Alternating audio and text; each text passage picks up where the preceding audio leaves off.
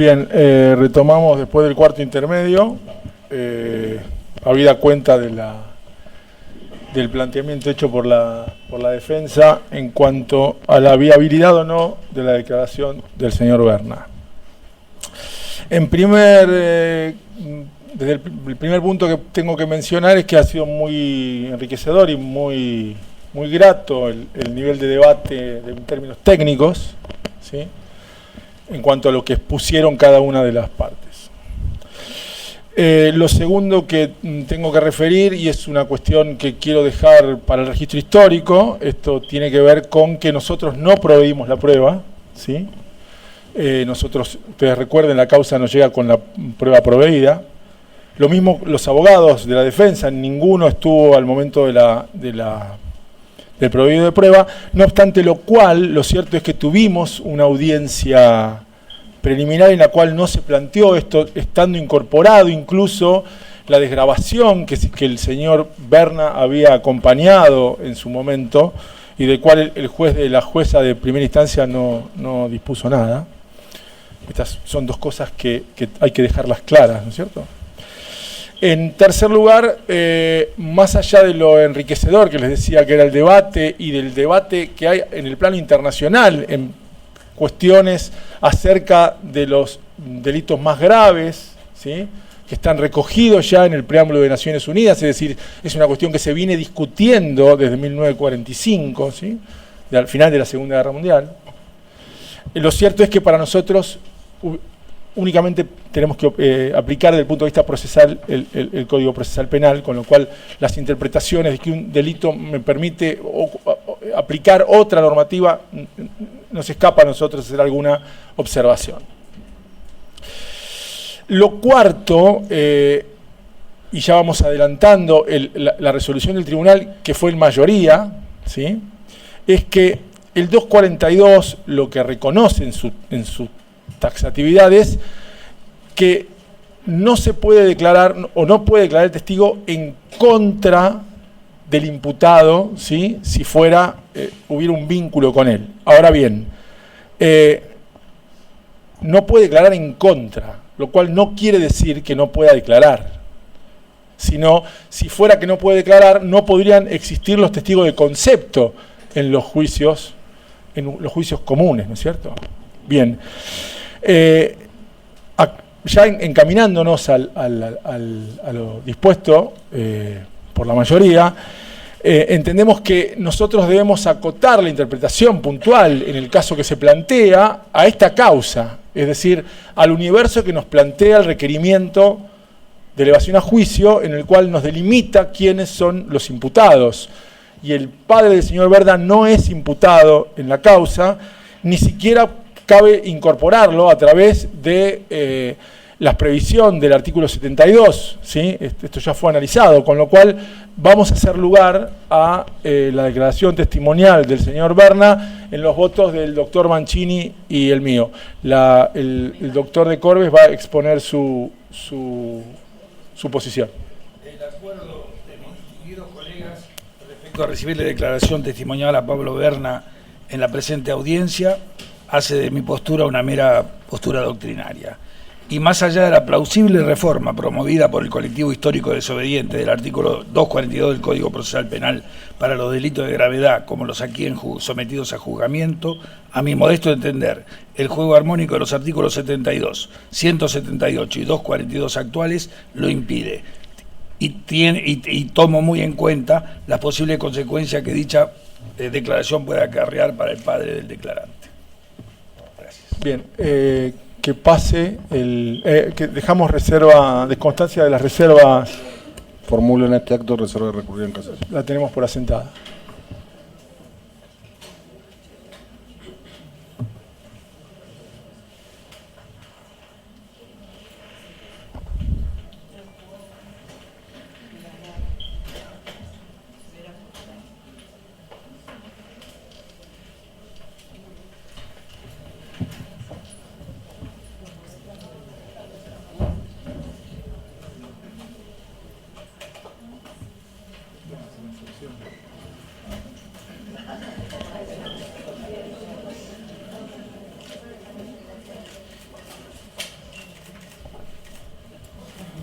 Buenas tardes.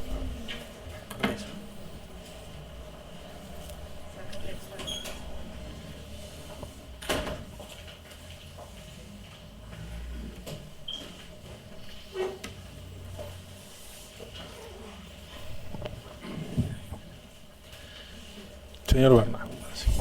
Buenas tardes. Buenas tardes. Lo primero que le voy a decir es que necesito todo el tiempo que me habla el micrófono, ¿sí? Sí. Lo puede manejar, no está... Ahí está bien. Acérquelo. Lo segundo que necesito que todo el tiempo me hable al micrófono porque se graba, con Sí. lo cual, si me habla afuera, posiblemente se pueda perder alguna palabra. Bueno. Bien. Le cuento, lo hemos convocado a este Tribunal Oral Federal número 4 de San Martín en carácter de testigo propuesto por la parte acusadora a los efectos de que usted exponga cuestiones que conoce. En esa inteligencia usted va a declarar bajo juramento o promesa de decir verdad según sus creencias religiosas. Esto quiere decir que si no cumple con esa demanda de verdad, incurre en el delito de falso testimonio, que tiene penas privativas de la libertad que llegan hasta los 10 años. Yo le voy a nombrar una serie de personas y usted me dirá si las conoce, si no las conoce, si tiene algún vínculo, ¿sí? Raúl Muñoz, Jorge Apa, Roberto D'Ambrosi, Jorge Vano, Eduardo Ascheri, Carlos Casucho, Luis Firpo, Alberto Sotomayor, Marcelo Cinto Curtó. No los conozco. Bien. ¿Jura o promete decir la verdad? Prometo decir la verdad. Bien. ¿Su nombre completo? Pablo Alejandro Berna. Señor Berna, ¿aportó sus datos por secretaría cuando llegó? Sí, ahí en la entrada, sí. Bien. ¿Las partes están por satisfechas con la identificación y la generalidad de la ley? Bien. Le cuento la mecánica de su testimonio. Va a empezar la señora fiscal a hacer el interrogatorio del caso. Irán haciéndolos eventualmente las partes acusadoras y las defensas harán lo propio. Nosotros podemos o haremos preguntas aclaratorias o para establecer el cauce sobre el cual se debe desarrollar el debate. Si se produjera algún debate, ¿sí?, ajeno a usted en función a lo que usted dice o por lo que usted dice, como fuera, entre las partes, usted no participa. Usted espera que resuelva nosotros. Nosotros le hemos convocado concretamente para que usted exponga todo lo que conoce respecto a situaciones que hagan a lo que se denominó contraofensiva montonera entre los años 79 y 80. ¿Sí? Ese es el marco en el cual usted declara. Va a comenzar interrogándolo la señora fiscal. Doctora, su testigo. Sí, gracias, señor presidente. Buenas tardes, Pablo. Buenas tardes. Bueno, de las constancias sobrantes en la causa, yo tengo presente que vos habrías tenido diversas sucesivas conversaciones con tu padre en relación a la función que él habría cumplido en Campo de Mayo. Y puntualmente te voy a pedir que nos relates esas conversaciones, cuándo sucedieron, en qué consistieron, cuántas fueron, y en ese contexto de la charla, si aparece alguna referencia puntual sobre situaciones particulares. O sea, te pediría que nos relates lo contextual de esas charlas para poder después preguntarte más puntualmente.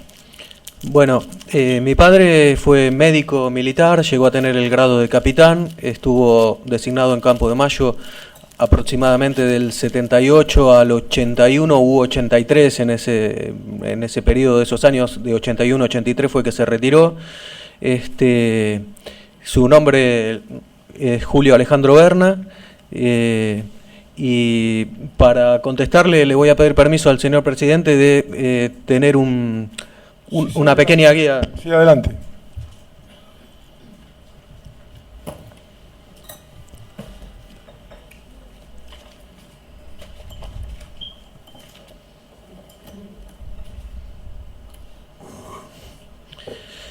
Bueno, lo que tengo para contar respecto de se conoce como contraofensiva, años 79-80, es principalmente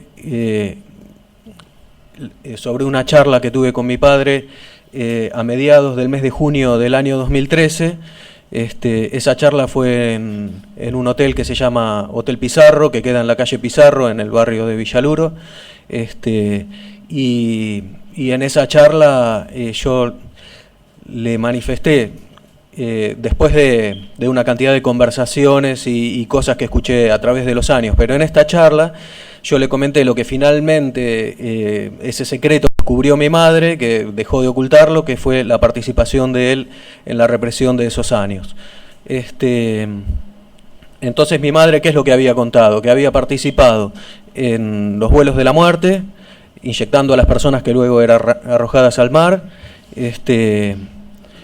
y que también participaba de los secuestros de personas, con un nivel de detalle que después, a medida que avance con mi relato, se los voy a explicar. Su madre se lo cuenta a usted. La secuencia es más compleja, por eso yo primero quería referir, para hacer un orden en mi relato, ¿no?, lo que él me admitió, qué hechos me admitió en esa charla de 2013, y después le puedo contar cómo fue toda la secuencia que llevó a que mi madre hable, porque mi madre primero habla con otro familiar, me lo cuentan a mí, yo vuelvo a hablar con mi madre, una cosa compleja y que tuvo sus razones de por qué ocurrió todo eso. La cuestión es que cuando yo le comento en esa charla qué es lo que me dijo mi madre y le pregunté una vez más que me diga él a ver por qué o qué razones o qué sentía o que me cuente él al respecto de eso, primero empezó negándomelo, me dijo, bueno, te lo habrá dicho tu madre porque está muy enojada o porque está con mucha bronca, empezó negándomelo. Después empezó un poco a decirme, bueno, mirá, ya tenés, ahí te lo dijo tu madre, yo te lo niego, yo lo niego, quédate con lo que te dijo tu madre. Y yo era una necesidad de conocer la verdad sobre qué hechos había participado mi padre, ¿no? Entonces... Perdóname, Pablo, ¿qué edad tenías vos en ese momento, en esta charla a la que estamos haciendo referencia? El 2013. 40. Entonces, en un momento me empieza a comentar que bueno, que sí, que él vio gente que la soltaron después de dar algunas vueltas con los ojos tapados, que la soltaron por ahí, que lo vio a Mendizábal internado en la terapia intensiva, que lo querían salvar para sacarle información, que estaba en terapia intensiva porque había recibido un balazo en el hombro, que la bala se le había alojado en el pulmón, y también comentó que vio embarazadas que las llevaban esposadas a tener cesáreas en el hospital, que el que estaba a cargo de esa área era el que él lo denominaba como el alemán Lederer, que estas mujeres que estaban en esa situación querían quedar embarazadas, que a él le sorprendió mucho cómo se enamoraban de su captor y cómo buscaban quedar embarazadas, y que esa búsqueda de ellas era porque de esa forma lograban que se prolongara todo. Yo le pregunté, ¿que se prolongara qué? Y que se prolongara todo, y que estos hombres que tenían relaciones con ellas, como que las archivaban por varios días, algo así me refirió. Después me comentó que él preguntó, y esto lo comentó varias veces en los años, desde chico hasta este momento también que me lo repitió, que él preguntó en su momento a las enfermeras qué hacían con esos bebés y que le respondían que se los entregaban a la policía femenina para que después se los entregaran a sus familiares. También comentó que él era subalterno de Bianco, Norberto Atilio Bianco, y que Bianco le recomendaba que se acercara a Lederer, que formara un buen vínculo con Lederer, y mi padre en esa conversación me comenta, mirá, no, yo nunca quise hacerlo porque Lederer me parecía un ordinario de mierda, un paranoico de mierda, esas palabras me dijo. También me comentó en esa charla cómo se interrogaba a las personas secuestradas. Él no utilizaba la palabra secuestrada, siempre era subversivos o nada directamente. como se interrogaba, entonces me graficó cómo era el cuestionario, ¿no? Con quién te tenés que encontrar, a qué hora, en dónde, a qué célula perteneces, quién es tu jefe. Eso fue principalmente las cosas más importantes que yo resalto de esa charla, que fue muy tensa, porque en un momento me dijo que no le pregunte más datos ni detalles de nada, que ya él me admitía que había participado en los vuelos de la muerte, como le conté antes, y en el secuestro de personas, pero que no le pregunte más nada, que él no me iba a decir más nada, que eran secretos de guerra, que los secretos de guerra no se cuentan ni a un hijo, que me fije qué iba a hacer con esto porque podía complicar a personas que no han tenido nunca ningún problema, refiriéndose a los juicios, ¿no? Y después de esta charla, el día 8 de julio de 2013, que era un lunes, mi hermana más chica, que se llama Silvina Patricia Berna, tenía un consultorio en la casa de mis padres. Ella es psicóloga, tiene su consultorio además, pero en la casa de mis padres tenía un consultorio funcionando.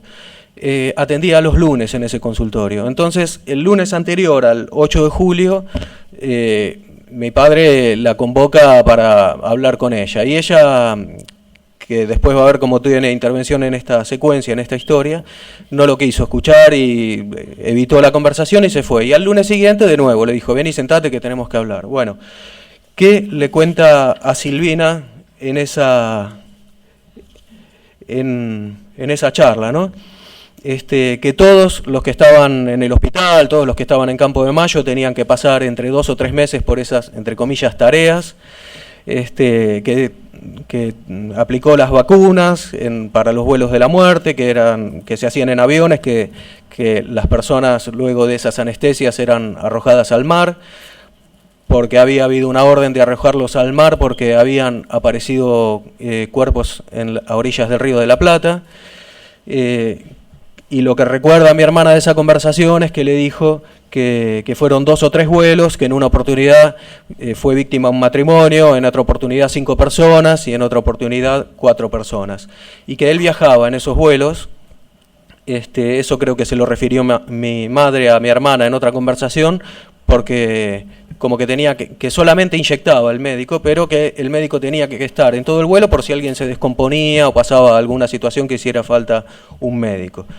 Y después, siguiendo esa conversación con mi hermana, le hace referencia a un hecho donde él le dijo que para ese hecho lo tuvieron que hacer así, porque estaba el tema de la Comisión Interamericana en la Argentina y no tenían que desaparecer más personas. Entonces toman la decisión o cumplen de alguna manera la orden que le habían dado, o del grupo en el que él le tocaba participar, digámoslo así, de introducir a 4 personas en un automóvil con estas mismas anestesias que les permitían respirar, pero se encontraban completamente paralizados a nivel muscular. No recuerda mi hermana si estaban conscientes o inconscientes, qué le dijo sobre eso no lo recuerda, pero estas personas anestesiadas, 4 personas adentro de un auto, que lo arrojan a un arroyo o un río, el auto cae, el agua, como seguían respirando, entra en sus pulmones y de esa manera se ahogaron, y le explica a mi hermana que lo hicieron de esa manera para que parezcan que fue un accidente, que se ahogaron por el agua en los pulmones y en una autopsia saliera esa como la causa de muerte, ¿no es cierto? E incluso le detalla que figuraron la escena de ese crimen como un día de camping o un día de pesca con una canasta con sanguchitos y cañas de pescar o ese tipo de cosas. Yo un poco me lo ordené cronológicamente, el relato de todo lo que escuché desde mi niñez y principalmente desde que yo tengo 6 años, año 79 justamente. Muchas cosas que recuerdo de mi niñez, incluso de haber visto, por ejemplo, cuando vivíamos en San Fernando, vivimos desde el año 76 en un edificio de monoblocks hasta desde el 78 hasta el 81, 82, por ahí, 81, vivimos en esos monoblocks de San Fernando.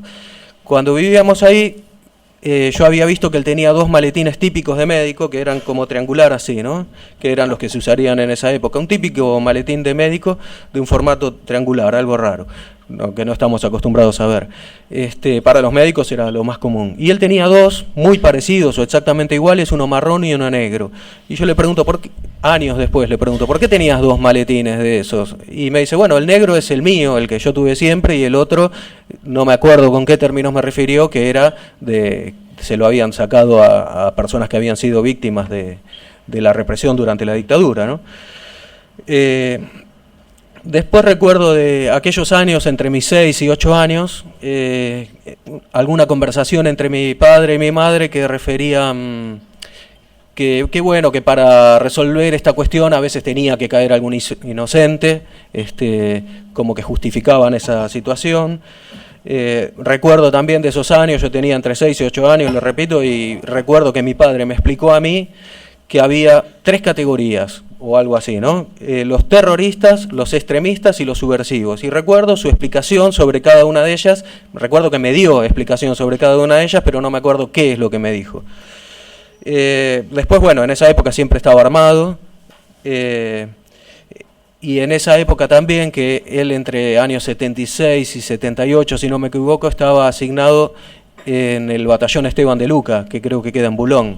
Nosotros incluso íbamos los fines de semana a la parte donde están los quinchos, la pileta. Bueno, de esa época recuerdo que en una oportunidad estuvo arrestado no menos de 3 y no más de 5 días en una de esas casitas que hay ahí por haberse robado una granada.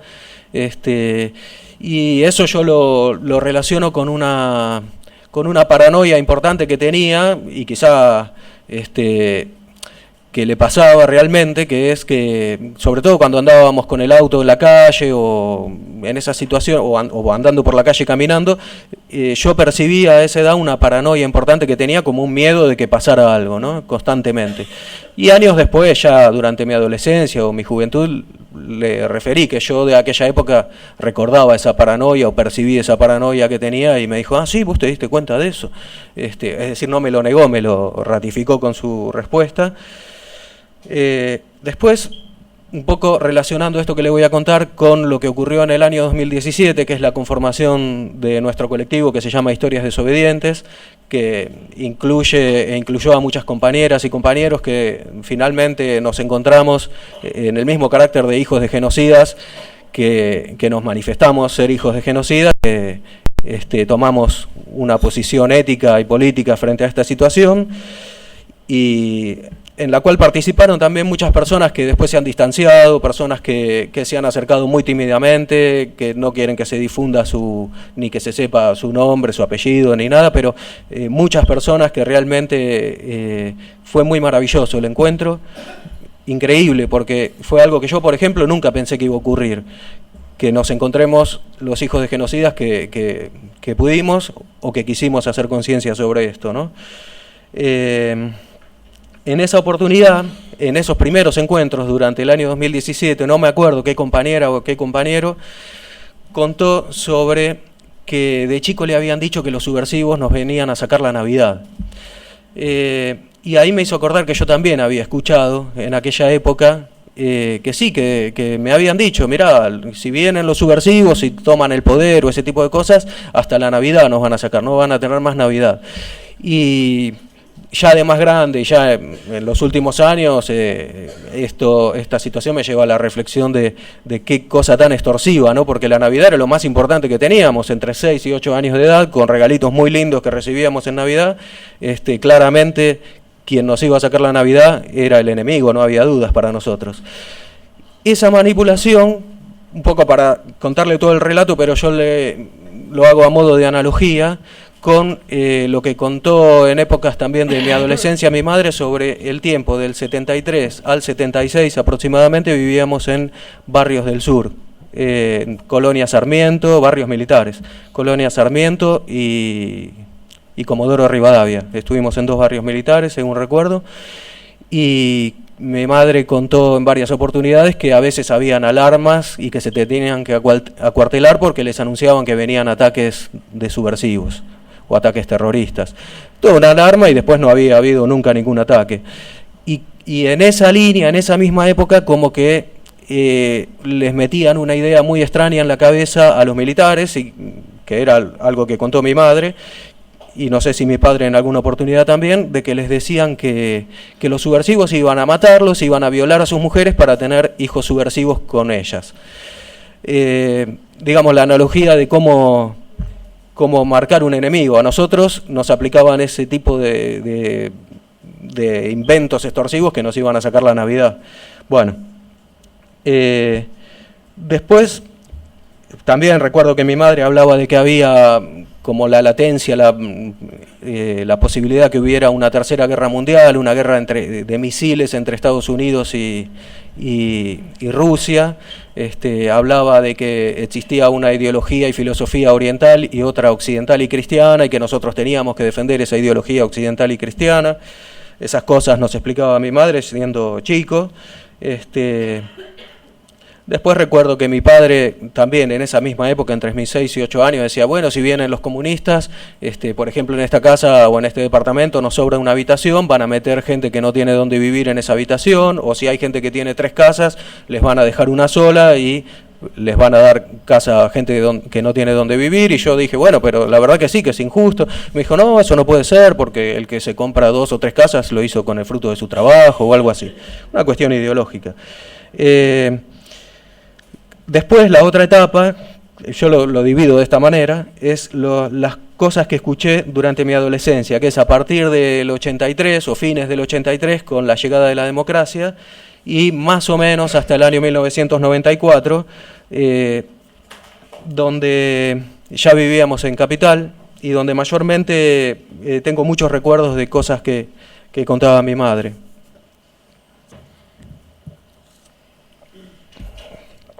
Yo digo nos contaba porque muchas ocasiones estaban mis hermanas también en esas conversaciones. Entonces aparecía en la televisión y en la escuela, se empezaba a hablar mucho, era algo, bueno, ustedes mismos lo deben recordar, no creo usted, pero que se hablaba en la televisión, en la escuela, en todos los ámbitos se hablaba de lo que habían hecho los militares durante la dictadura. Un montón de cosas empezaban a salir a la luz, ¿no? Entonces mi madre en los almuerzos o en las tardes nos hacía como una crítica a todo eso que estaba surgiendo y como a intentar justificarlo, o de hecho lo justificaba y de hecho yo lo creía, por ejemplo. Pero me empezaban a surgir algunas preguntas y algunas cuestiones. Entonces, ¿qué contaba mi madre, por ejemplo? Que estigmatizando a los subversivos o señalando, tratando de explicarnos lo malos que eran, por decirlo de alguna forma sencilla, cómo ellos señalaban con el dedo de la mano la puerta de la casa de sus compañeros. Obviamente en situación de estar secuestrados y obligados, ¿no? Y también contaba cómo los que eran los más terribles, decía ella, eran capaces de morir incluso en las sesiones de tortura y no decir absolutamente nada. Y eso también lo contaba como lo malos que eran, ¿no? Después, cuando yo estudié Derecho, yo soy abogado, y vi en esto el sistema inquisitivo clarísimamente plasmado de que vas a ser culpable y hagas lo que hagas, ¿no?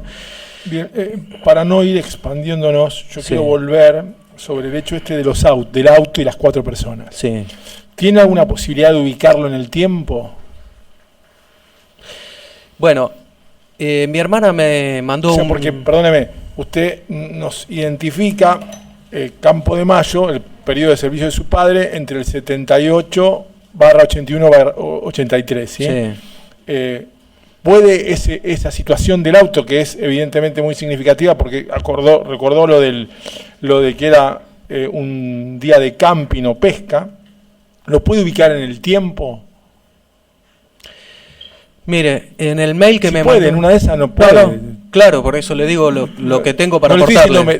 Claro, dígame cuando no diga, si lo puede hacer. Estoy pensando en la respuesta, pero lo que sí desde ya le puedo decir es que mi hermana, cuando me redacta toda esa conversación lo más detalladamente posible, y que incluye ese hecho, toda la conversación que ella tuvo con mi padre, que incluye ese hecho, ella se refiere al año 1978 en ese mail.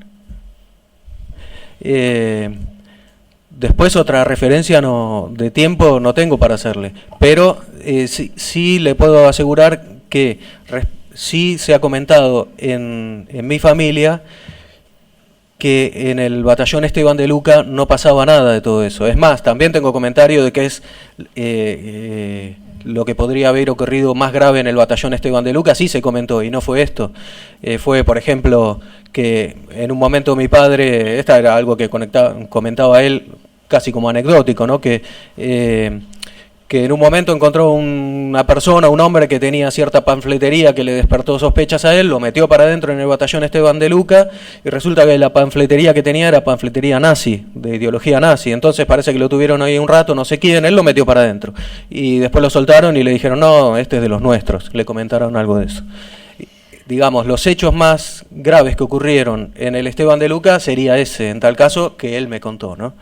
Yo tengo una pregunta porque me parece que está vinculada con la que hizo el presidente, y creo haber escuchado cuando hiciste referencia al auto y a las 4 personas adentro del auto, hiciste referencia a que estaba presente la Comisión Interamericana de Derechos Humanos en Capital. Eso está en el mail que mi hermana me escribe. O sea, ese fue el contexto en el Clarísimo. que se hace referencia al tema del auto. Mi hermana me lo explicó así, por mail. Perfecto. Lo tengo impreso acá, si quieres se lo puedo... Por favor. No, quédese. Y la pregunta para ubicarme, la conversación que tiene tu hermana con tu papá, de la que resulta después esos mails que te transmite tu hermana, ¿eso en qué momento es? ¿En qué año es? O la conversación de tu papá con tu hermana, donde le cuenta todo esto. Lo tenía acá anotado, fue en el mes de julio, exactamente el 8 de julio de 2013. Del 2013. Ella se acordaba bien la fecha, y yo con las fechas tengo son más imprecisos.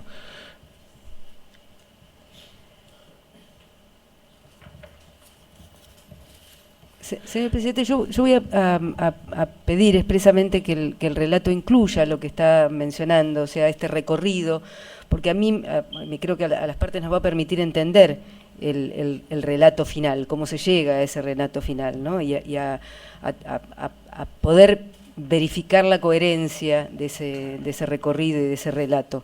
Por eso me parece importante estas referencias a estos distintos momentos de la vida del testigo para llegar al relato final. Sí, yo quería comentar sobre, ya que se abrió la cuestión de cuáles son los hechos más graves que yo escuché contados por mi padre sobre el batallón Esteban de Luca, que, bueno, en esa charla que yo tuve con él en el año 2013 refirió de que, bueno, lo asesinaron a balazos a un jefe que él quería mucho, que se llamaba Castellanos, que le pegaron una cantidad de balazos y que creo que por lo menos 9 en la cabeza, y que en esa oportunidad a él mismo le hicieron que le tape los agujeritos de las balas para velarlo.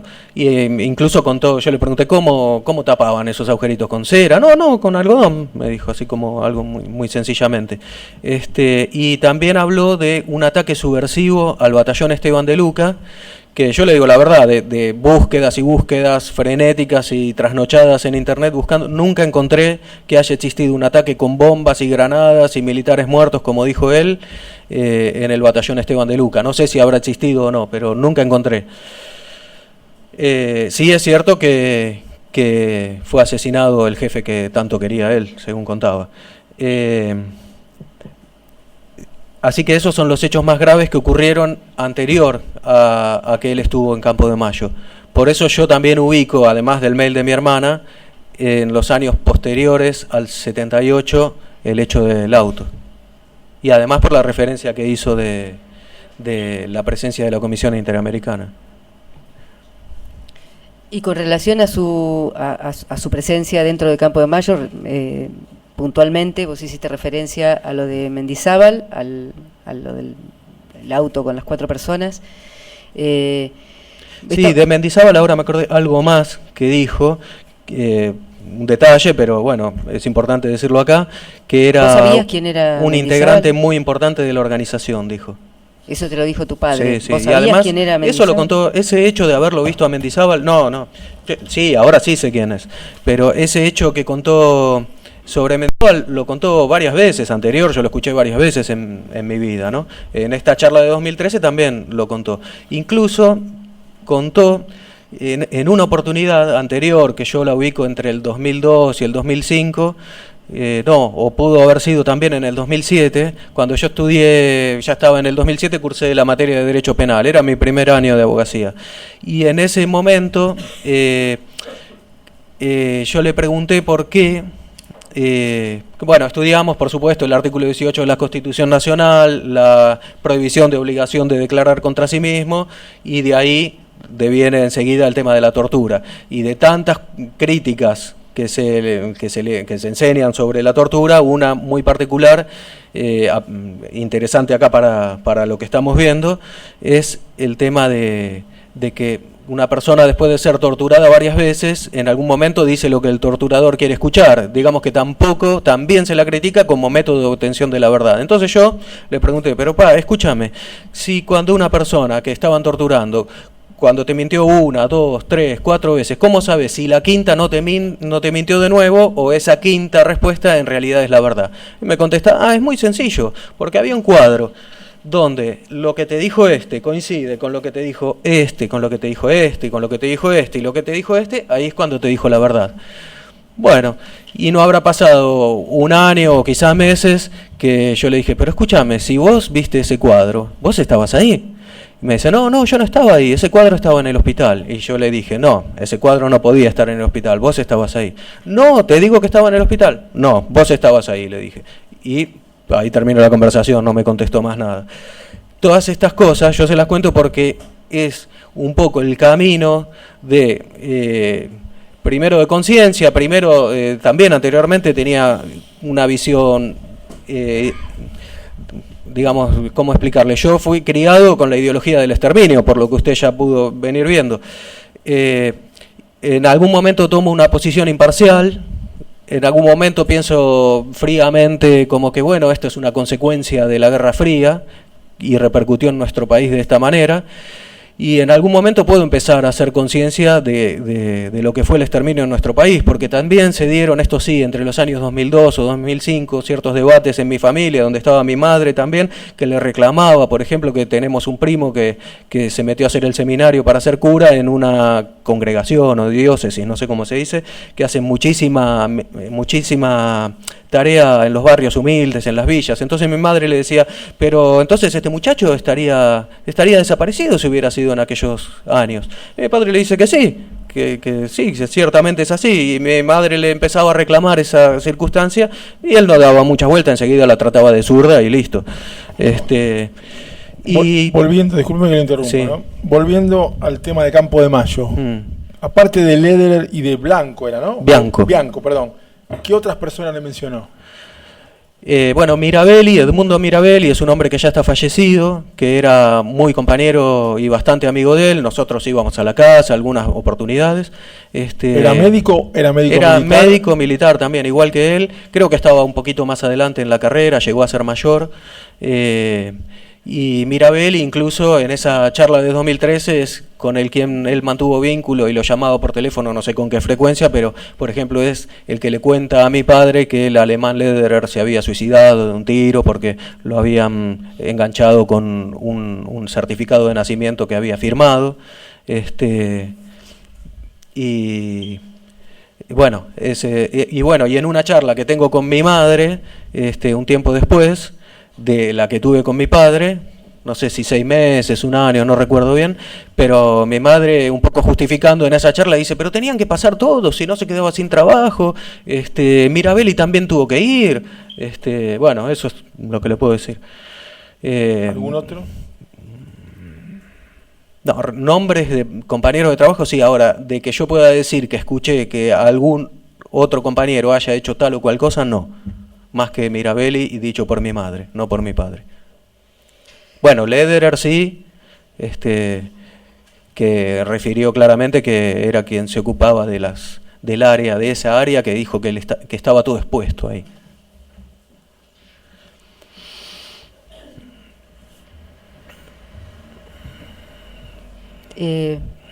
¿Puedo seguir preguntando? Y más allá, en la línea de las preguntas del presidente, más allá de sus compañeros profesionales, sus compañeros médicos, ¿hizo alguna mención a gente de la fuerza, a alguna accionar o alguna actividad puntual en relación a alguien vinculado a las personas secuestradas, en este vínculo? Sí, hubo una referencia, algo que contó varias veces también, y en esa charla de 2013 también la refiere, que es que en una oportunidad estaban en la guardia y llega una chica baleada en una pierna, si mal no recuerdo, y se estaba desangrando y entonces la tenían que salvar, ¿no? Que la tenían que salvar y entonces en un momento la ponen boca arriba en la camilla y estaba saliendo de la boca espuma blanca, y que se había masticado la pastilla de cianuro y que se murió la chica. Bueno, eso es algo que contó. Y no me acuerdo si conté, porque cuando hablamos del caso de esta chica y del caso de Mendizábal, en alguna oportunidad yo le pregunté para qué los querían salvar si después los iban a matar, y yo mismo me respondo, ¿para qué los querían salvar si después los iban a matar? Para sacarles información. Y me dice, claro. Después, en la charla de 2013, él directamente me dice que a Mendizábal querían salvarlo en terapia intensiva, que estaba en esas circunstancias y que lo querían salvar para después sacar la información. Pero un poco, si me permiten, yo quería volver a la línea un poco de tiempo que preparé para contar las cosas que escuchaba por boca de mi madre en los años de la adolescencia, que contaba, bueno, que... Le pido que circunscriba, más allá de que nos interesa lo que usted pueda contar, el objeto, en este caso concreto, recae sobre los años 79 y 80. Sí, años 79 y 80 es que pasaba esto, que mi padre participaba en la represión en Campo de Mayo. Él refirió, cuando habló de cómo se interrogaba, habló y me hizo referencia a la escuelita. Esa es una parte de Campo de Mayo donde era el interrogatorio previo a que entraran las personas secuestradas al campito. Era muy difícil salir con vida del campito, eso por lo que yo tengo entendido. Pero él me habló de la escuelita, esto me lo dijo él. Entonces, bueno, mi mamá contó que siempre en algún momento se quebraban, que era algo que había que hacerlo porque no había otra forma de pararlo, que la subversión o los subversivos era algo que había que eliminar de la faz de la tierra, o alguna expresión así. La faz de la tierra era algo que decía para graficar eso que había que hacer. Mi madre también explicaba cómo se aplicaba la picana eléctrica, en qué lugares del cuerpo, en los lugares donde había mucosa, las partes más sensibles, la boca, los oídos, los párpados, el ano, la vagina. También explicó que se ponía música fuerte para que los gritos no fueran demasiado lejos o no se escucharan tanto. Explicó que se hacían en quintas que les prestaban a los militares cercanas a Campo de Mayo. Explicó que los cabecillas mandaban al muere a muchachos y muchachas muy jovencitos que creían en la ideología de corazón, y esto claramente lo refirió mi padre en varias oportunidades y en la charla de 2013 también, que eran muchachos muy jovencitos que creían en la ideología de corazón. Y eso me llevó años después a mí a la reflexión de que si ellos mismos pensaban así, ¿para qué los genocidaron?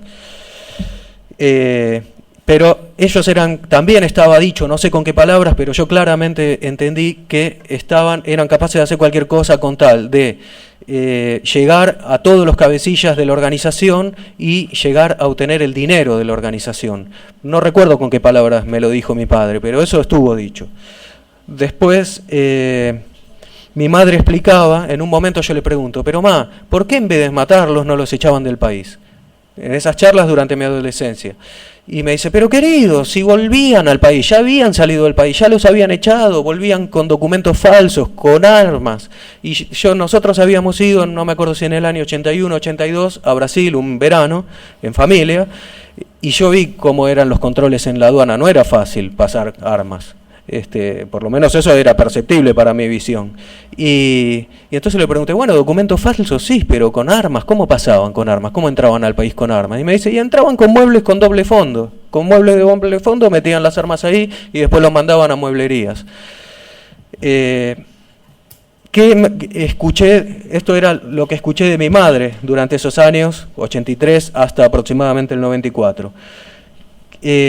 Por ejemplo, había alguna noticia que aparecía, una novedad en la televisión de que en tal lugar, que después se llamaron centros clandestinos de detención, pasaba tal o cual cosa.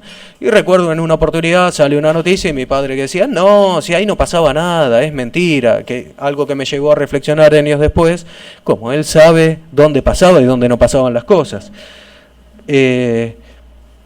Por ejemplo, él explicó en varias oportunidades cómo se repartían los botines. No utilizó nunca la palabra botines, pero y tampoco me acuerdo todas las categorías, pero sí claramente me dijo que dinero y joyas se la llevaban quien sería la más alta jerarquía, supongo que en la patota o el grupo de tareas.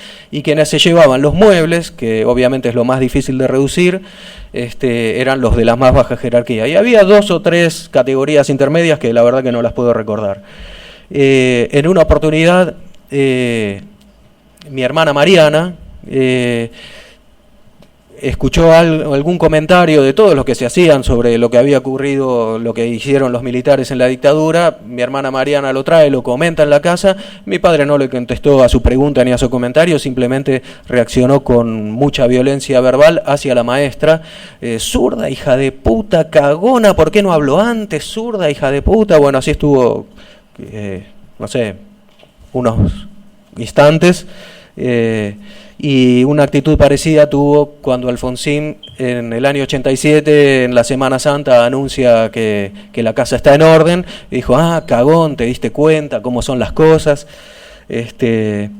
Después también, como les conté antes, en varias oportunidades, un tema de los más tremendos de asumir y sobre el que preguntábamos en la familia, puertas adentro, era cómo era eso de los bebés apropiados, ¿no? Y entonces mi padre dice, mirá, también esta era siempre la misma respuesta. Yo sé lo que contaban las enfermeras, que es que se lo daban a la policía femenina para que se lo den a sus familiares. Después, si pasaron otras cosas, bueno, yo no tuve nada que ver.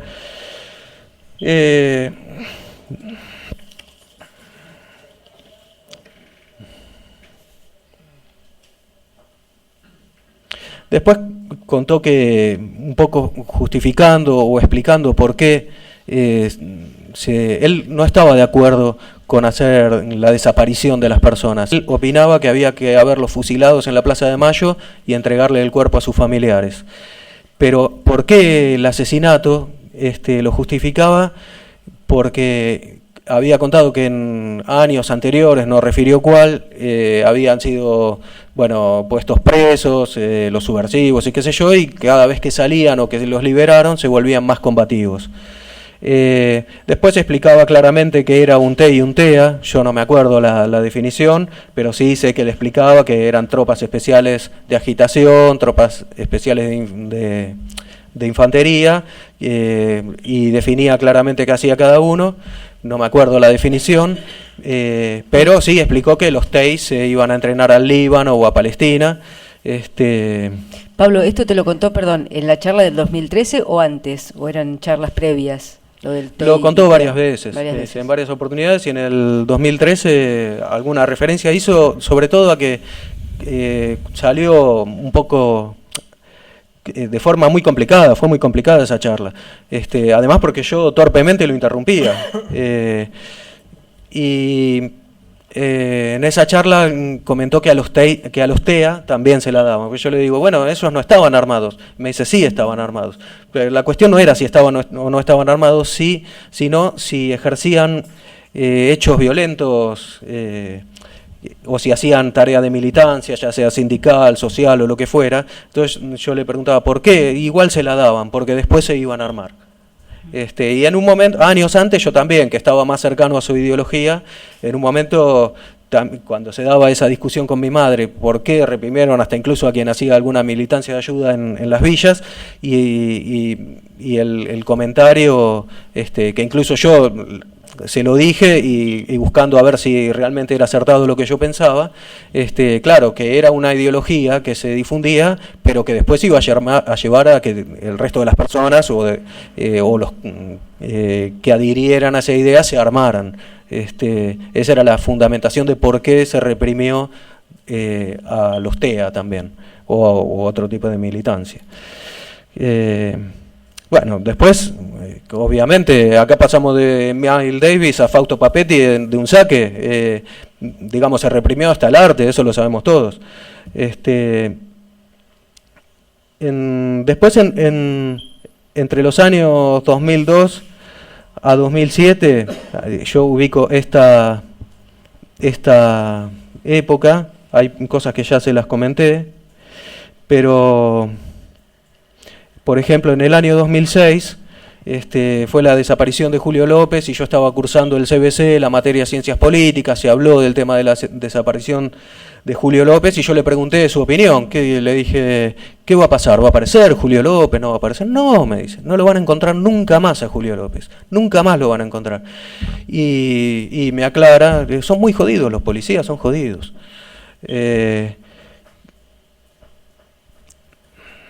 Y después, bueno, otra situación que se dio, lo recuerdo cabalmente porque fue el Día del Padre del año 2008, que fue en la casa de mi abuelo paterno, es decir, de su padre, que estaba en plena discusión el tema de la resolución 125. Bueno, yo tenía mi opinión y escuchaba bastante la radio y había opiniones bastante serias o muy serias y jurídicas sobre las dos posturas, ¿no? La que más de un 33% sería confiscatorio y otra que no, o incluso había una jurisprudencia de la Corte de Estados Unidos que decía que cuando hay ingresos extraordinarios se admiten tributos extraordinarios. Bueno, un poco la discusión empezó por ahí, de un saque, no sé ni cómo tan repentinamente, mi padre llegó a decir que si había de nuevo un golpe militar a él lo iban a llamar, empezó a decir que la clave para un supuesto orden social o algo así, no dijo esa palabra, pero dijo, la clave es que la gente le tenga miedo al Estado, lo subrayó y lo remarcó. Y yo le dije, bueno, pero ¿con qué fundamento? ¿Con el único fundamento de que los militares tienen las armas? Y me dice, sí, con ese fundamento. Y bueno, después, ahí yo le dije, mira, la verdad, le dije así, lamento mucho en el Día del Padre tener que decirte que me avergonzás con estas cosas que decís. Y bueno, después hizo una referencia de que no podía ser, estaba ya medio sacado y dijo que no podía ser que un camionero ganara más que él, o que Roca se equivocó, que no mató a todos los negros que tenía que haber matado, que se reproducen como hormigas, unas cosas así, que la verdad que son inadmisibles. O sea, ¿qué tiene que hacer un hijo frente a esa circunstancia? No se lo estoy preguntando a usted. Pero... Está bien. Le vuelvo a decir, sí. El objeto procesal nuestro son los años 79 y 80. ¿Tiene algo más para agregar de... Sí. En el año 2009 empiezo a tener un distanciamiento tanto con mi padre como con mi madre. Empiezo a preguntar sobre el origen de una familia amiga desde la época en que vivíamos en el edificio de Liniers, años 76, 77, que era, entre comillas, adoptado porque, por lo que había contado mi madre, había sido anotado como hijo biológico de su madre, ¿no? Y era una familia amiga. Esta situación llevó en el año 2009, cuando yo ya no tenía sospechas de que él había participado, sin embargo todavía no sabía con qué hechos, que yo empiece a preguntar, ya venía preguntando, pero que empecé a preguntar un poco más insistentemente sobre este tema. 2 o 3 veces le pregunté a mi madre cuestiones sobre este chico y si no sería realmente, mi padre estaba en esos años en Campo de Mayo, este chico, le pregunto, ¿de qué año es? Del año 80. Y bueno, y entonces empecé a sospechar de que podía tener un origen en el marco del genocidio, si bien lo otro también es un delito que ocurre, pero es muy distinto. Entonces, en un momento yo salía de mi trabajo a las 15:30, justo cuando estaba en mi auto, me llama por teléfono y me dice, se ve que mi madre le comentó, vos que andás preguntando tanto, mirá, hacé lo que quieras, pero yo no voy a decir nombres, ni fechas, ni lugares, ni datos, ni nada de nada, ni aunque me torturen, ni aunque me maten. Siguió la sospecha sobre la cuestión con el origen de este muchacho. Ese mismo día a la noche me llama y hubo una conversación que si quiere la salteamos. Hubo una reunión en la casa de ellos, en esa época también, para el año 2009, una discusión bastante fuerte, donde él me dijo, ¿y qué querés? Había que hacer algo, los jueces hijos de puta no hacían nada, y cuando termina esa conversación me dice en un tono muy extraño, con una mirada también no sé si amenazante o cínica, y me dice, te sentís fuerte, te sentís fuerte. Pero la cuestión es que a fines de 2013, en la época en que junto con mi hermana hicimos la denuncia en la Secretaría de Derechos Humanos, este muchacho ya vivía hacía por lo menos 5 años en Estados Unidos y sigue viviendo en Estados Unidos. Entonces lo ubiqué por Facebook, inicio una conversación con él, le estoy hablando de diciembre de 2013, inicio una conversación con él y le pregunto si le podía hablar de cuestiones relativas a su origen, y me dice que sí, que por favor que sí. Y le digo, mira, lo que yo sé de tu origen siempre fue lo que contó mi madre, que venís de una familia muy pobre de Mendoza, que no tenían forma de sostenerte, que ya tenían varios hijos, entonces el padre de él es oriundo de Mendoza, entonces que bueno, que le dieron al nene, lo anotaron como hijo propio de su madre, como hijo biológico de su madre, y que incluso la familia gratificó con algún dinero, entre comillas, gratificó con algún dinero a esta mujer, ¿no? Y entonces yo le comento eso y le digo, incluso años después, cuando mi madre nos cuenta a nosotros que sus padres decidieron contarle la verdad respecto de que era adoptado, mi madre nos contó, y yo se lo cuento a él, que le habían ofrecido conocer a su madre. Y él me dice, no, Pablo, eso es mentira, nunca me ofrecieron conocer a mi madre, me hubiera encantado. Bueno, y después él me cuenta otros 2 detalles, había más cosas en la charla, pero ahora rápido recuerdo esto. Él me cuenta 2 detalles más que me llevaron a mí y a él a sospechar de forma muy importante, porque él cuenta, contado por los padres de él, porque él sería un recién nacido, que cuando él llega a la familia de él se mudó de forma urgente. Ellos sabían que se habían mudado, pero no en forma concomitante y urgente con la llegada de él. Y que además cambiaron todo su grupo de amistades. Y toda esa mudanza y ese grupo de amistades que fue cambiado para que nadie nunca le dijera a él que era adoptado. Pero la amistad con mis padres nunca terminó. O sea, existió desde antes a la llegada de él y hasta, no sé hasta cuándo, pero hasta que yo tuve conocimiento y diálogo con mis padres, sí, después creo que se pelearon, no sé, por toda esta cuestión que empezó a salir a la luz.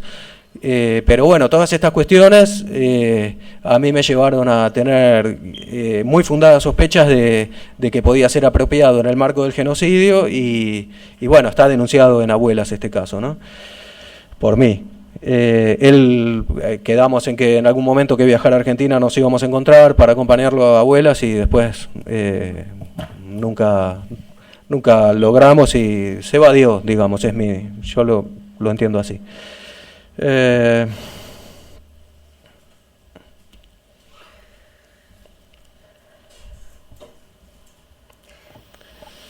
Bueno, hay otras cosas que en el año, cómo llegamos a esta charla de 2013, es que, bueno, mis padres en 2013 tienen una separación, una denuncia de mi madre a mi padre por violencia de género, una restricción del hogar.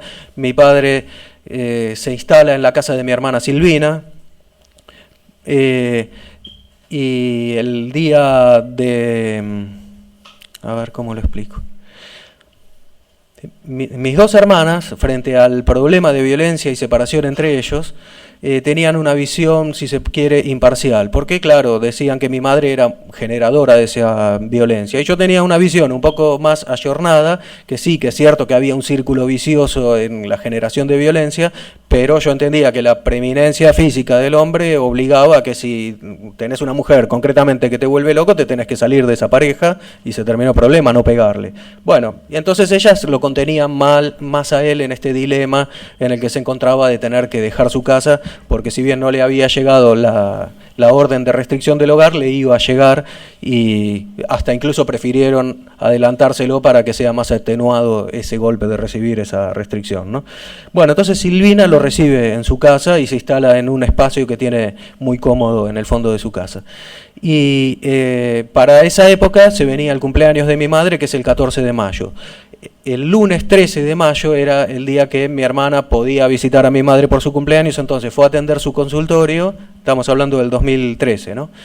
Fue a atender su consultorio y después se iban a cenar esperando a que se hagan las 12 para brindar por el cumpleaños de mi madre. Y en esa oportunidad es que mi mamá le cuenta sobre la participación de mi padre en estos hechos. Y sobre a lo que ya les conté, digamos que participó en la represión, en la guerra contra la subversión, en el secuestro de personas, que iba en un vehículo donde iba otra persona detenida que señalaba a sus compañeros en bares, donde se tenían que producir encuentros, que en esos bares había ya otros militares vestidos de civil instalados para no fraguar el secuestro, digamos, o para lograr el éxito del secuestro, que él iba por si hiciera falta cualquier cuestión relativa a la salud, un médico tenía que ir siempre, que participó, bueno, como les conté antes, en 2 o en 3 vuelos, inyectando incluso en una oportunidad a una familia entera, que mi padre se sintió culpable por haber participado en estos hechos y que se confesó con el mismo cura que la había bautizado a Silvina en la iglesia San Rafael, el padre Sato se llamaba, y le contó que mi padre se confesó y le contó también qué le respondió el cura, y el cura le respondió, mire, no se haga problema por esas cosas porque es preferible sacrificar a uno para salvar a 100. También le comentó cuál era el alias de mi padre para participar en la represión, y que era Alex, el segundo nombre de mi padre es Alejandro, así que supongo que será por eso. Y que tenía, no sé si intenciones, pero sí por lo menos fantasías de suicidarse, y que le había contado a mi madre 2 formas. Una era, creo recordar, de un tiro en la cabeza, y la otra, que sí me acuerdo precisamente, que fantaseaba con tirarse con su propio auto por el puente Zárate de Brazo Largo, tirarse al río con el auto. Y Silvina... mi madre en esa charla, Silvina le impone que le prometa que no me va a contar nada a mí, y durante esa semana Silvina reflexionó como mi hermano hace años que viene preguntando, y yo que no pregunto nada me viene a contar todo esto. Por supuesto a mi hermana, que nunca le preguntó nada a mi madre, y a mi padre le hicieron un daño muy importante porque ella no estaba buscando que le cuenten estas cosas y se las contaban hasta casi naturalizadas de a momentos. Incluso la charla, ese email que yo le acompañé, donde está detallado todo lo que mi padre le contó a Silvina un tiempo después. Entonces Silvina el viernes de esa misma semana me llama y me termina contando, ¿no? Me dice, tenemos que hablar personalmente, yo le digo, ¿es sobre esto? Me dice, sí, le digo, no, contame ahora. Bueno, y ahí me comentó, entonces me encuentro con mi madre, le digo, me contó Silvina que esto y aquello, incluso que le hiciste prometer que no me cuente nada a mí, y me dice, bueno, sí,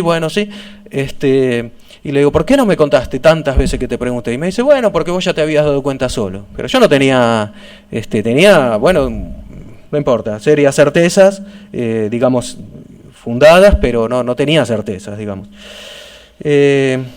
Bueno, entonces Silvina ante todo eso lo manda a que se vaya de la casa, no le explica por qué, y ahí es donde él se va a ese Hotel Pizarro. Después vino esa charla que tuve con mi padre, que ya les comenté. En un momento me dijo, mi padre me desafió a que haga una investigación, que busque testigos falsos. Yo en alguna oportunidad, pero no en esta charla, le dije, si buscaran testigos, porque él criticaba los juicios de lesa humanidad, dije, si buscaran testigos falsos, ya te lo hubieran hecho. Y bueno, contó que Bianco se apropió de 2 menores, que lo del suicidio de Lederer, que a veces las cuestiones que pasaban en la represión se enteraba en el hospital porque lo contaban los conscriptos que se iban a atender por un dolor en la rodilla o ese tipo de cosas, que una vez vio a un hombre quemado con un lanzallamas, no sé si estaba vivo o no, yo supongo que estaría muerto, que no pregunte más detalles, que eran secretos de guerra, que no se le cuentan ni un hijo, y en un momento me empieza como a cargar de culpa de qué voy a hacer con esto, y yo le dije, mirá, esto yo lo sé por boca tuya y por boca de mamá, así que ahora no me hagas responsable a mí, una cosa así, no textualmente. Se justificó diciendo que había un enemigo muy presente, que no es joda, que a él, bueno, esto que le habían matado a un jefe que lo quería mucho. También habló de que mataron a un farmacéutico que trabajaba en Campo de Mayo, que lo mataron en las escalinatas de la entrada a su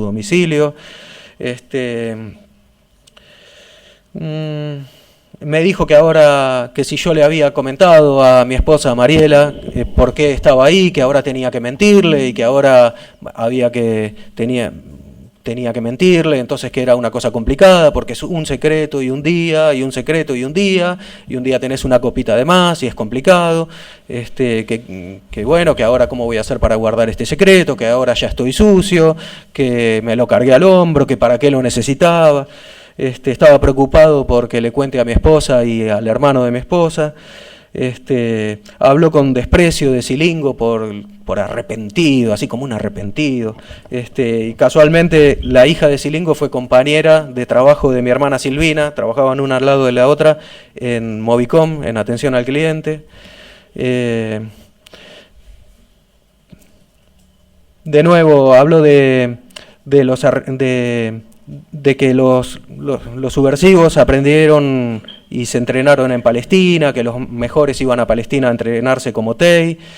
Después salió un poco, frente a una pregunta mía, si ERP o Montoneros eran más violentos. Me dice, no, Montoneros era una organización muy buena, pero ERP eran más violentos. Pero eran dos cosas muy distintas, me dijo. Después empezó a hablar de Perdía, porque claro, yo en ese momento trabajaba en el Ministerio de Seguridad y la ministra era Nilda Garré. Él me dijo, la tuya, tu jefa, la comandante Teresa también estaba, y empezó a hablar de las parejas que tuvo. Entonces habló de Perdía, de Vaca Narvaja, de Bielsa, y en esa época yo no sé quién me había puesto en duda de si Berbisky era montonero o no era montonero, alguien que lo ponía en duda. Entonces ya que, bueno, estaba en esa charla que yo quería que termine lo antes posible, pero bueno, él me seguía hablando, y le digo, ¿Berbisky también estaba? Y me contesta, sí, Berbisky también estaba en la lista. Y lo que me llevó a reflexionar que había una lista y que él la conocía, ¿no? Pero después me hizo referencia a que él, algo que hizo referencia en varias oportunidades, a una supuesta reunión entre Firmenich y Macera, en la que Macera, según contaba él, le habría dicho para que yo exista, vos también tenés que existir. Y que por esa razón se salvaron unos cuantos cabecillas y le daba mucha bronca a eso. Él incluso en esa charla dijo que lo entristeció mucho eso, porque me dijo, había incluso montoneros, había hijos de militares. Después habló de que los militantes se casaban, se separaban, pero siempre se casaban entre ellos, y habló de una única excepción que él conoció, que era la primera mujer del médico Félix Berna, que dijo que estaba metida y que la mataron.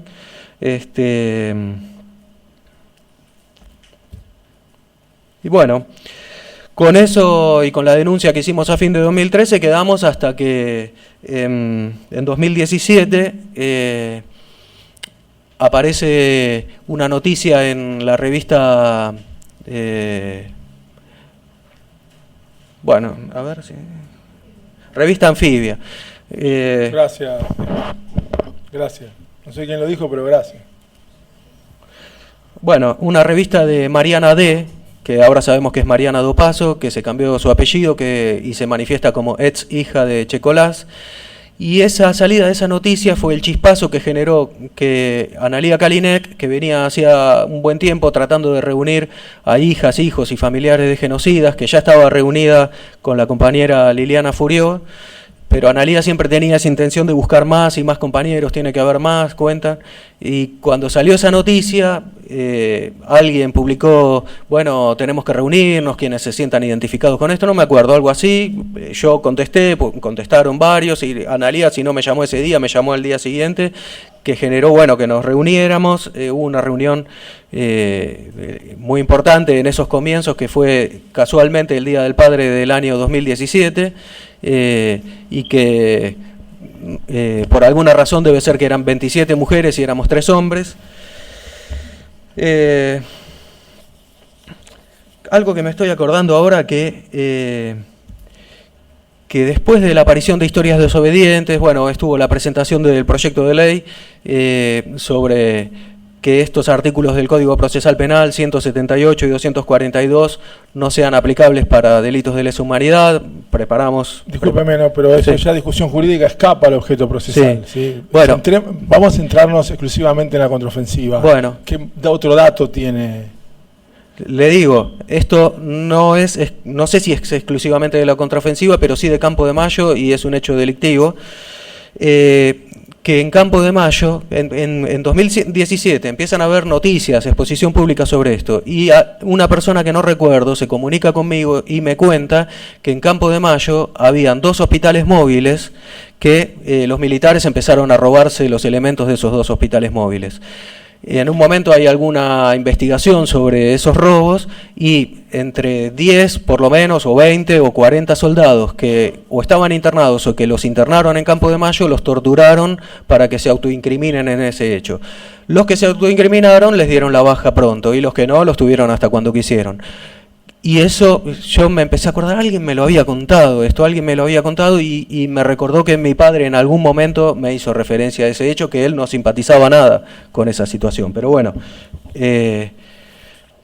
después, en relación a la contraofensiva, supongo que tiene que ver que una vez que estuvieron por el Parque de la Memoria de Costanera paseando con mi madre, vieron el nombre de Campiglia que está ahí en el monumento y mi madre contó hace poco tiempo que mi padre le refirió que a Campiglia lo vio en Campo de Mayo, que mi padre también le contó sobre un secuestro en Panamericana y General Paz, en la parte de la colectora de Panamericana, que sería ahora, un secuestro por esa zona, que mi madre también contó hace poco a mi pareja Mariela, que él salía a las noches a controlar, se iba a Campo de Mayo a las noches a controlar el estado de salud de los presos o de los detenidos. Y bueno, lo único, si del tema de historias desobedientes o de las acciones que tomamos, no le puedo decir más nada, por lo menos hablarle de como hijo, interpelo a mi padre y como hijo, en lugar de los otros hijos que pudimos hacer conciencia y de los que no pudieron, a todos los militares que tienen la posibilidad de traer un poco de paz a las familias que están esperando saber cuál fue el destino de sus seres queridos. Y es una cosa que ellos saben que es muy importante. ¿Nunca le comentó el destino final físico de es decir, el lugar, o a todos los tiraron del avión? No. El hecho de haber participado en los vuelos de la muerte, inyectando personas, me lo admitió en esa charla. Las precisiones son más las que mi madre le contó a mi hermana, que después yo corroboré, pero él no me contó más hechos. Incluso claramente me dijo, no te voy a decir, y en varias oportunidades, como le conté, no te voy a dar datos, ni fechas, ni lugares, ni horas, ni nombres, ni nada de nada, ni aunque me torturen, ni aunque me maten. Eso me lo dijo así en el 2009. En el 2013 me dijo, no me vengas a preguntar más nada, no me vengas a pedir otra reunión otro día para preguntarme más nada sobre esto. No, datos de esa índole no. Pablo, la referencia a lo de Campiglia, que contaste que fueron tu mamá y tu papá, ¿eso lo cuenta tu mamá cuándo y a quién se lo cuenta? ¿A tu hermana o a vos? Lo de... Hace pocos meses me lo contó. A mí. ¿Te lo contó tu mamá? Sí, a mí. O sea, ¿tu sí. mamá sabía quién era Campiglia o recordó el apellido de Campiglia porque se lo mencionó? Recordó porque nosotros, de parte de la familia de mi madre, había un tío o algo así, o un tío segundo, no sé qué, de mi madre, que tenía el apellido Campiglia. Entonces, el apellido, claro. Uh-huh. Pero bueno, concretamente tu padre le mencionó Campiglia sí. Y dijo que lo había visto en Campo de Mayo. Que lo vio en Campo de Mayo. Bueno. Yo... señor presidente, yo no tengo preguntas para hacerle al testigo. Doctor Santo. Pablo, buenas tardes. La verdad, otra vez agradecido por este testimonio. Tenemos entendido que diste que en estos años últimos has dado una cantidad, no sé si grande, de entrevistas en las que has contado estos hechos de los años 79-80, ¿puede ser? Sí, no con el detalle de esta declaración. Uh-huh. Pero los mencionaste. Sí. Está. ¿Alguna de esas declaraciones fue televisiva? Sí.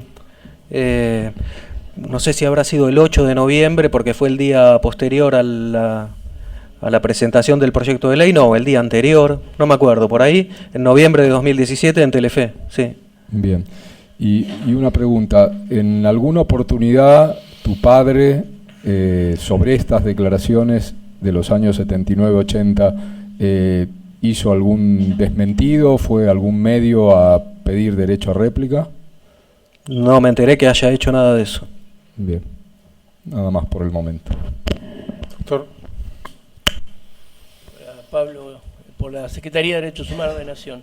Una sola pregunta que en realidad es aclaratoria, tal vez por tomar apuntes no escuché bien. Lo de la lista a la que hiciste referencia, en la que estaban Bielsa, Vaca Narvaja, Berbisky, no entendí bien eso. Si me permite el tribunal pedir una aclaración al respecto. ¿Qué era eso de la lista? No entendí.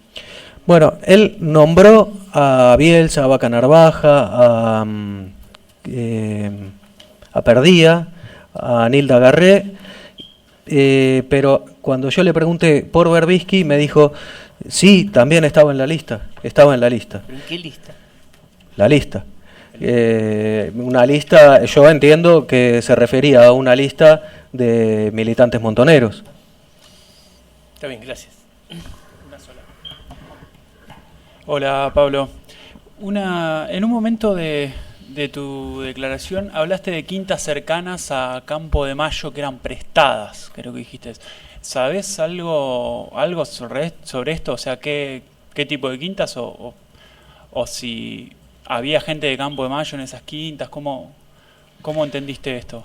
Sí, lo que en alguna época que yo recuerdo en el periodo del 83 al 94, que mi mamá contó que sí, porque la pregunta por ahí había sido ¿y dónde hacían esas torturas como mi madre graficaba o contaba? Y bueno, en distintos lugares, pero también como que también había quintas que les prestaban cercanas a Campo de Mayo, a los militares, que se las prestaban a los militares. Más que eso, no sé. Gracias. Doctor Botindari.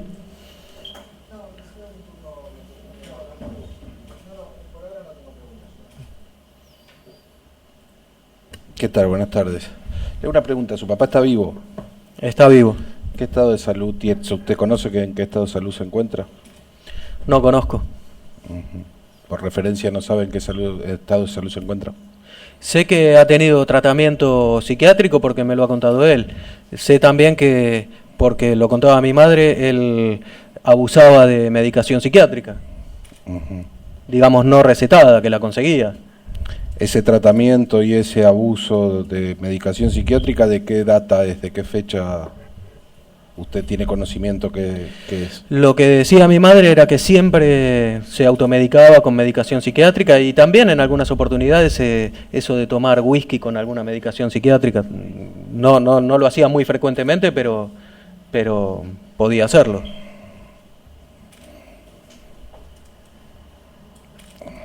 ¿Su padre se desvinculó del ejército? ¿Usted sabe de qué modo se desvinculó su padre del ejército? Sí, este tema lo charlamos en la familia varias veces, porque a mí no me terminaba de cerrar, pero de todas las veces contestaron exactamente lo mismo, que a él cuando estaba en Campo de Mayo, a su vez trabajaba en el hospital de San Fernando. Entonces, no sé si fue en el año 81, 82 que ocurrió esto. Entonces lo querían pasar, cambiar de destino al colegio militar. Y él no quería porque le complicaba en ese horario poder seguir trabajando en el hospital de San Fernando. Entonces, esa orden sí la pudo contradecir. Entonces le levantó la voz o le desobedeció a un superior que le dijo, si a mí me mandan al colegio militar, yo soy capaz de pegarle un cachetazo o de matar a alguno de los, si me falta el respeto, a alguno de los estudiantes, no se dice conscriptos, los que están haciendo la carrera militar, jovencitos, ¿no? Así que frente a esa contestación a un superior, le terminaron haciendo un sumario, creo que le dieron licencia y estuvo un tiempo de licencia hasta que le dieron la baja o pidió la baja, no sé bien cómo fue. Respecto al colectivo Historias Desobedientes, usted hizo mención que había muchos muchas personas que habían participado, que habían ayudado, que después otras se habían alejado. De los presentes en esta sala, de las partes, Presidente, ¿quiénes participaron? O si alguien presidente participó. está Le voy a haciendo poner yo también tareas a la de pregunta. inteligencia directamente. Sí, sí.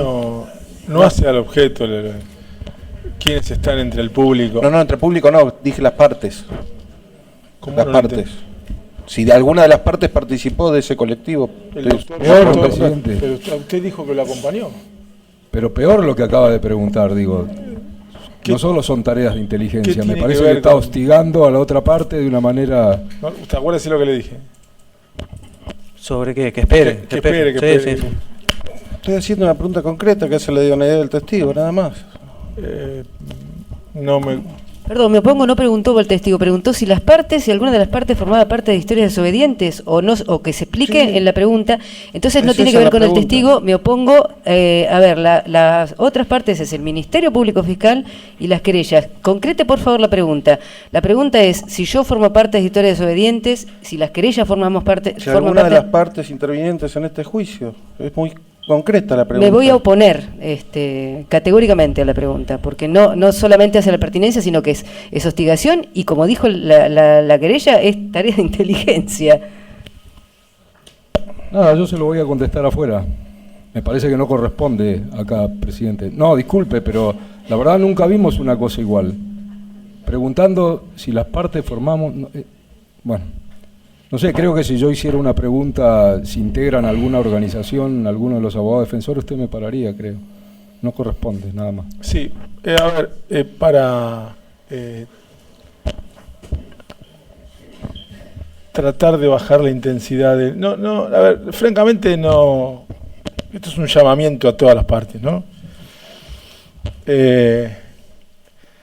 Yo creo que los hechos son bastante oscuros en términos históricos, ¿sí? Más allá del dolor de las víctimas, y creo que hasta ahora lo hemos manejado, esta es la 13ª audiencia, con mucho, no sé si respeto es la mejor palabra, pero voy a utilizar la palabra respeto. Es decir, los invito a tratar de mantener esa senda del respeto y evitar la capciosidad y evitar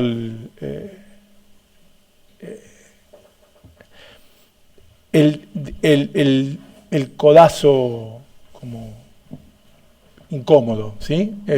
Esto es solamente un llamamiento. Le pido, explíqueme la pertinencia de la pregunta. Señor presidente, si hay oposición, si la considera impertinente, haga lugar a la oposición y listo. Es simple. No me A ver, quiere agregar entiendo, entiendo no me que quiere agregar nada si más, listo. No, No me doctor, quiere- si yo formulo la pregunta es porque entiendo que es pertinente. Si no, no También la le puede- formularía. a ver, también en ese contexto le puede hacer una pregunta si el señor fuera cocinero acerca de una receta y no es pertinente. Entonces, le estoy diciendo, ya se opusieron, ¿tiene algo No más tengo para más agregar? nada que agregar. Bien, no ha lugar a la pregunta. No tengo más preguntas. Bien. Doctor. Me intimidé. ¿Alguna otra pregunta? Nos tomamos, bueno, señor, su testimonio ha finalizado. Nos tomamos un minuto para recuperar un poco la... Sí, discúlpeme, doctor. Discúlpame, Pablo, discúlpame, Tetute. En el mail que leí, ¿puede ser que se mencione un libro? Porque lo leí hace un ratito, ahora que tu padre pudo haber escrito un libro, ¿puede ser? Sí, escribió un libro. Bien, y ¿cómo? Sí, ahí está. Yo no lo leí todavía el libro. Te pregunto, ¿algo de lo vos lo leíste?